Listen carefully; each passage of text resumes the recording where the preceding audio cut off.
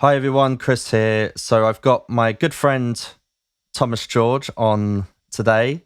And Thomas is actually about to release a Songcard, which is very exciting. So Thomas, welcome. As always, pleasure to have you. And tell us about the Songcard that you're releasing. So the main song in my song card is an extended version of one of the songs from my latest album. This song is called Earblock. And I also include 10 demo songs as well. I thought it'd be really fun, interesting to include some demo songs because not many people hear these demo songs. They're not released. And I've also include a couple of pieces of artwork in there as well. Awesome. Yeah, that's a really, really great idea for a Songcard. Because I remember you kind of had this, you were telling me you had this track and you wasn't sure what to do with it. And obviously I was like, oh, maybe that's a Songcard. So I think this is a very good example of one. And obviously I've seen all of the extra bits that you're packing into it, which is great. So there's definitely a lot in there for people to get a hold of, for sure. So yeah, I wasn't actually sure what to do with the extended version of my song. The final edit on the album is actually a lot shorter, and I actually prefer the longer extended version. It's really cool to include this on my song card. But the main thing I really like about my song card is the 10 unreleased demo songs. I do think it's a good idea as well for music artists to include demo songs in the song card, because it can be great for fans of the artist if they get to hear these songs that aren't necessarily going to be released out to the public. Love it. So Christopher, what actually caused you to create song cards in the first place? Yeah, good question. So, what I was thinking about a lot was the kind of link tree space, where artists use a link tree, or, there's plenty of these kind of tools, right? Where an artist will have a landing page on their Instagram bio, and then there's links to other things on there. And I thought about that space quite a lot. And the kind of problem Linktree solved a problem, right? The problem being I've got all of these links, and maybe websites are a bit hard to do. But I've got all of these links. I've got a Spotify link, Apple, etc., etc., etc. So Linktree... Instagram, I believe, only allows you to put a few links or a couple of links. Right. These days, they actually, I think, let you do more, but I think it's still, I think the Linktree thing isn't going away anytime soon. But the thing I thought, so Linktree solved that problem, but the problem that kind of emerged from it, in my opinion, is that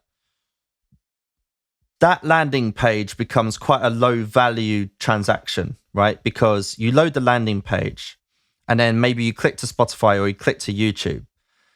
First of all, they're now in Spotify, right? And if you're lucky enough to get them to stream the song, it's an incredibly low value transaction. And then if you multiply that by, the 10% of people that you actually retain at every one of those clicks, it becomes a bottleneck, right? It becomes a value bottleneck for artists. And artists, as you know, work really hard on social media, and then they deliver that call to action, and they try and funnel traffic to that landing page, and then but the value just deteriorates really, really quickly. That part of the funnel gets thin very quickly, if that makes sense. Yeah. So that's kind of where I started thinking. So I was like, okay, could there be a solution where the landing page actually features a music player, so you don't have to go anywhere else to listen to the music. The music is right there.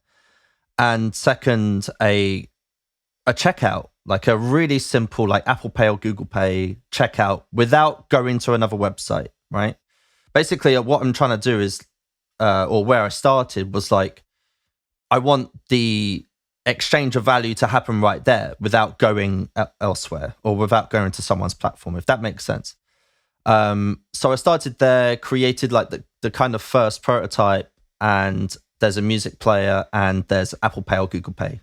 Ding, without even leaving Instagram or going to another website, the fan can buy something from the artist. But from then I started thinking about what are they buying, and then I started thinking about this concept of the digital collectible, and and I'm a big fan of Bandcamp and Patreon and that sort of thing. But I think there's a gap exposed there, right? Bandcamp is very much like a web website driven kind of experience, and you know, but there's not necessarily like a continuous music experience available there. Patreon is like very much membership and subscription. So I was like, okay, is there space for something where fans can just buy something, what I call off the shelf, right? So they could just buy it off the artist directly in that link. So then I arrived at this concept of a Songcard. So a Songcard is this digital collectible, and it's a way for artists to take what they've got and make a new product out of it and sell it directly to fans, if that makes sense. Yeah, that makes sense. It is quite annoying when you click on a website and it sends you to another website and another website.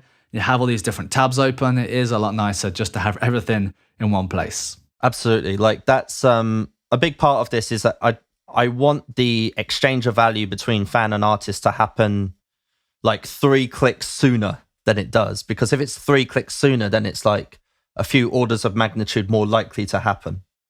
So, because the mission, generally speaking, is to actually increase going back to the value of that link, as I was talking about before, I want to like significantly increase the transaction value for artists.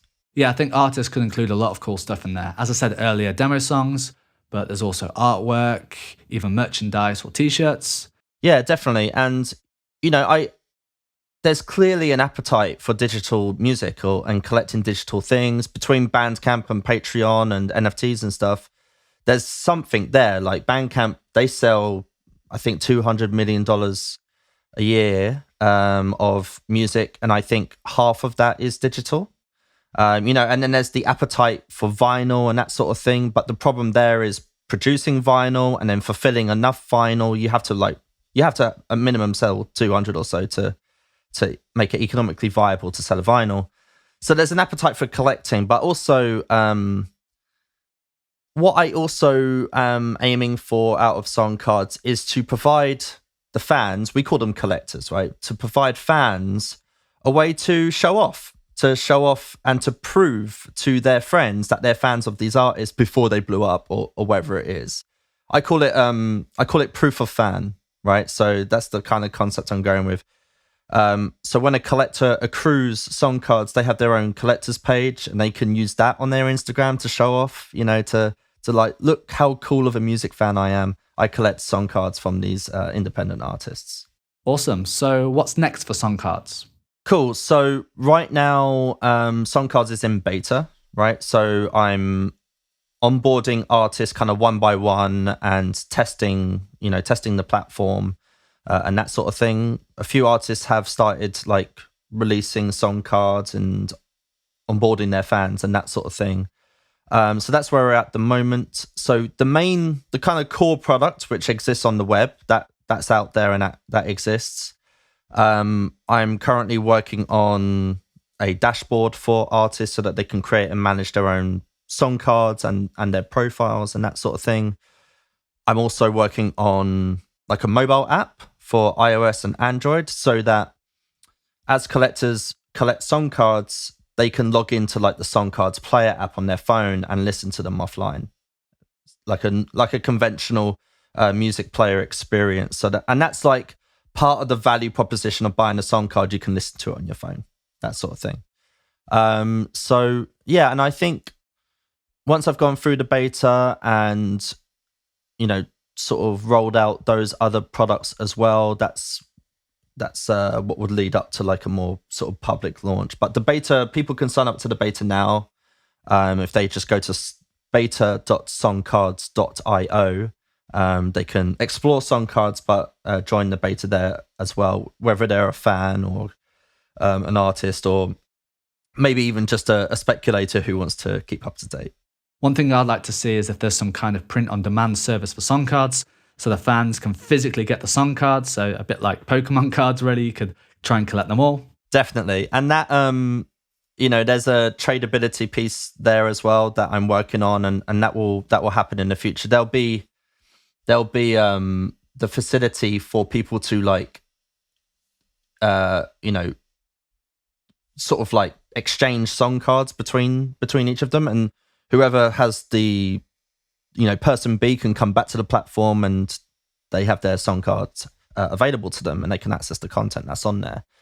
And the physical thing, that's definitely something that could happen in the future. Maybe some print on demand kind of thing to support it. But for now, it's like I'm focusing on the digital and trying to like create value there, basically.